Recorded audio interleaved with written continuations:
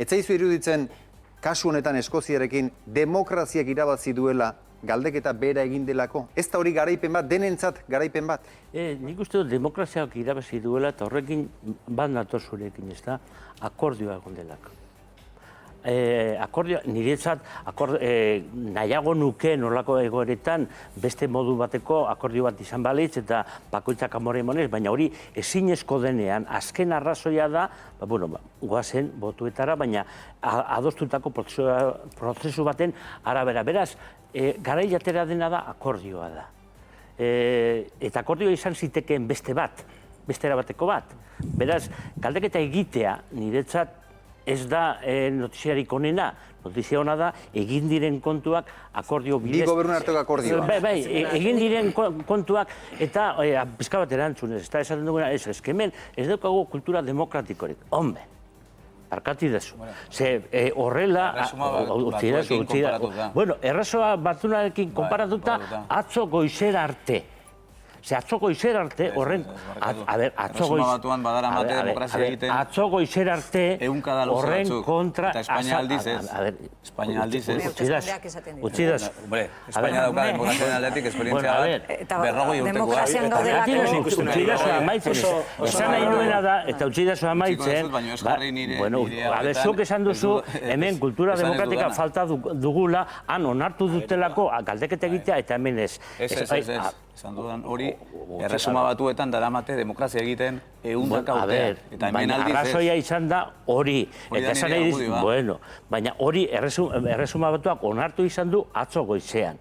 Ni horren kontra ez nago eta gainera posible iruditzen zait horrelako prozesu bat hemen ere egin ahal izatea. Beste biderik espaldin badaukagu. Eta badago beste biderik, Andonez? Badago beste biderik? Niretzat beti dago beste biderik, Bai, nik nahiago dut, zati guztiak amore ematea, eta egunen gango akordioetara etzea. Baina hori ezin denean... Zer astakeria, Jon? Zer astakeri den esatea erreferenduma dela negoziazioaren porrota, hori dela azkena, ari zarete hitz egiten galdeketa batetaz, gerra batetaz hitz egiten arituko baginen bezala, eta demokrazia hainbeste ahotan hartzen duzena, ari gara esaten egokia ez egokia, begira. Eskoziako prozesua da aurrekaririk gabeko Europako mendebaldean, hemen estaduak eta mugak, marraztua daudenak, gerrek eta violentziak osatu ditu. Eta lehen aldiz, Europa mendebaldean, aro modernoan, bertatik bertara, gure kontestu politiko, sozial, ekonomiko bertsuan, modu demokratiko baten, lehen aldiz, herri batek eragitzen du bere buruaz ze izan nahi duen. Eragiko du independentzia edo egungo administrazioaren baitan jarraitu. Berak erabakiko du lehen aldiz. Beraz da, izugarrizko demokrazia lezioa. Eta ikusteko parametro demokratikoetan alderatzeko Espainiako estatua, eta nik ez dut ere Erresuma Batuarekiko loreak botatzeko bat ere gogorik, baina batez ere bi unionisten arteko alderak, eta da, hemen pixka bat ikuspegi horretatik egin duzen interbentzioetan, lehen etxi ordez, ariketa demokratiko hori dela herritar denek, baiezkoa eta ezezkoa bozkatu dutenek. Denak joan dira bozkatzera, denek hartu dute parte erabaki horretan. Eta zuen balorazietan lehen esten duzu, zuen opzio politikoa ateratzea. Alegia, unionismoa lehen esten da demokraziaren aurretik. Eta zorionez, Eskoziako unionistek egin dute ezezkoaren aldeko kanpaina. David Cameronek gaurtzen kritika egin dizkiotenean esan du, ezeren gainetik tori izan aurretik demokrata dela. Laura Garrido, zure da itza orain. Bueno, nik uste dut argi dagoela, kasu honetan eta prozedura honetan akordio bat egon dela, eta adostasuna egon dela. Nik uste dut biharko egunean pentsatu behar dugula, eta nik uste dut gizartea banatuta dagoela, eta bihar banatuta jarraituko dela izango. Bai, noski baietz. Gizartean argi dago, gizartea banatuta dagoela. Eta gero, utziko didazue bukatzen, nik ez dut inor utzi dut guztiok hitz egitea. Bale, eskerrik asko. Eta gero, bestalde, nik uste dut, hemengo Kataluniako eta Euskadiko egoerarekin ez du zer ikusirik. Pentsa behar dugu, Eskozia estatu bat zela. Eta erabaki zuten elkarrekin egotea, baina estatu bat izan zen. Hemen, estatu bat gara, eta daramago estatu bat izaten 15 urte. Eta gero bestalde, Eskoziak ez du inolako ezin da konparatu handagoen autonomia hemengo eta hemen daukagu autonomiarekin.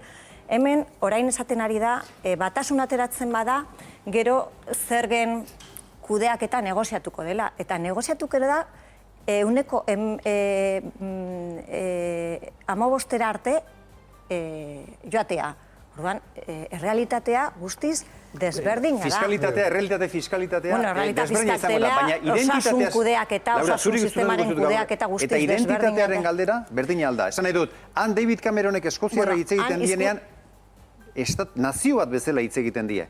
Hemen gauza bera gertatzen da, identitatearen egoera, han Eskoziarrak Eskozia sentitzen dira. Nazio desberdinak daude, eta hori onartuta dago bere legiaren barruan, eta bere realitatearen barruan, eta nik uste dut, autonomia kontu horretan badaude ez daude desberdintasuna. zalantzan, beste gauza batzuk, eta oso importanteak zalantzan daude. Adibidez, Salmonek ez du aurkeztu zein izango den adibide moneta alternatibo bat, eta hor zalantzak izugarriak daude. Orduan, horrezagatik nik uste dut, azkenean, ez da bakarrik independentzia edo ez independentzia. Independentziari buruz hitz egiten dugunean sentimentu bat izan daitekelako.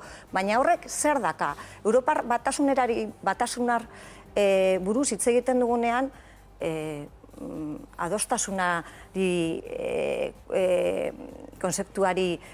kontzeptua burura etortzen zaigu, elkartasuna, sakabaneketa hori kontrakoa da eta Europar batasunaren oinarriraren kontra doa sakabaneketa. Nik uste Euskadiri buruz hitz egiteak ez duela momentu eta interesa handirik, zati hori betiko eztabaida da eta gehiago edo gutxi bat. Nei garrantzizkoa iruditzen zaidana da, iritzi diferentea daudenean edo erreferendum bat dagoenean, zeitun hitz egiten da gizarte banatuaz. Eta ze esan nahi da horrekin? Iritzi diferentea zer da, banaketa? Ikusi dugun dokumentalen ez horrelako ikusi, Eskozian. Zerta traduzitzen dugu hori? Gizartea sarratua, elkarrekin borrokan daudena, iritzi diferenteak. Eta hori normala da, hori demokrazia da. Eta demokrazia batek jakin behar du, eta nireno esan dut, orain hauek independente egiten badira, urrengo honean gestionatu beharko dute, behen arteko diferentzia bat, klaro que gestionatu beharko dute independenteak, baina baita ere unionista gestionatu behar dute, hori? Orduan esan edutana, ezin gara gizartea beti iritzi diferentea durako urratzen ibili, bi puska egiten. Hori ez da iritzi diferente egotea. Gizarte batean normala da, demokratikoa da, heldutasun baten adierazle da, kontua da, ea gizarte horrek tresnak baditu bideratzeko iritzi ezberdintasun horiek, zen hemen adostasuna loratzen dezuen eta akordioa. Eta nik esango dizuet, zergatikan da legezkoa eta da hain normalitasun osoz egiten den erreferendun hori.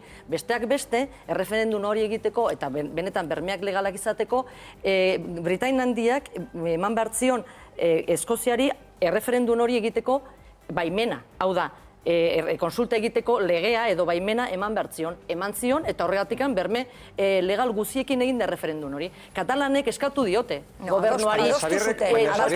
Adostu zuten, baina Britain handiak egin zuen zesio hori bilakatzeko erreferendune hori legala. Zergatikan, berme demokratika eman nahi zeolako prozesu hori. Segertatzen da, Katalanek gauza bere eskatu diote Madrilgo gobernuari, baina Madrilgo gobernuak esetz esaten dion. Orduan diferentzia ez dago Eskozian, Euskal Herrian edo Katalunian. Diferentzia dago Westminster eta Moncloa artean. Eta nun dagoen jarrera demokratikoa eta non ez dagoen jarrera demokratikoa. Barkaiatzu, main txiki bat egingo dugu, eten txiki bat, bakarrik irudiak ikusteko, ja kontaketa hasi da, eta emaitza ofizialak bihar goizera arte ez ditugu izango, baina lehen esan bezala, kontaketa egoitza horretan da gainera, Juan Carlos Etxeberria eta gero berarekin bat egingo dugu. Demokraziaren kalidadea sari gera, eta badirudi demokraziaren kalidadean neurtu nahi dugula galdeketa batengatik. Nik uste dut azken bolada honetan asko esaten dela eta kalean entzuten dugula demokrazia ez dela bakarrik behin bozkatzera joatea. Nik uste dut denborarekin eta apur bat perspektibarekin ikusiko dugula zenbateraino irabazi duten demokrazian. Zergatik? Nik uste dut eraiketa demokratikoa dela gaurkoa, noski, dudarik gabe. Eta gainera ados nago, eta bat nator esaten denean, gaur egungo gizarte modernoak pluralak dirak, eta gainera gizarte pluralaren nortasun bat da eztabaida egotea, eta eztabaida horri ezin zaio uko egin, eta ezin da, tapatu, hori gainera osasungarria da demokraziarentzat jakitea posizio desberdinak daudela, ez? Baina nik uste dut gaur egun Europako biztanlek daukagun demokrazia gabezirik nagusiena dela, hain zuzen, Europak agintzen dituen politika ekonomikoak. Eta alde hortatik, eta alde hortatik, eta gure demokrazia baituta baldin badago, eta hainbat estatuko buruak egin behar izan baldin badute, beren posizionamenduen, beren planteamenduen utzikeri bat, egin behar izan baldin badute, izan da gure demokrazia ustuta edo baituta dagoelako. Eta perspektiba horretan, beste estatu bat eratzeak, niri ez dit bermatzen demokraziak irabaziko duenik ala ez, nik uste nuen bentsat eskerreko ikuspegitik begiratuta, zenbat eta estatu gutxiago, zenbat eta Europa gehiago, gero eta demokrazia osasungarriago bat edo indartsuago bat eukiko genuela. Ikuspegi, epeluzeko ikuspegitik begiratuta, Ikusten zenuen estaturen bat desagertuko zenuen, ikusten zenuen. Zati, zer esan nahi duzu estatu gutxiagoekin. Esan dudana da, estatuek gaur egun botere gehiagi dutela Europan, eta ez dutela usten Europa bene-benetan hasi eta... Espero zenuen Espainia edo Frantzia edo desagertuko ziren estatuak... Eta hau esaten dut, badirudilako nortasunak kudeatzeko estatu bat behar ezinbestekoa dalako. Batez ere, Euskadin beti ere nortasunarekin eta identitatearekin lotu izan delako.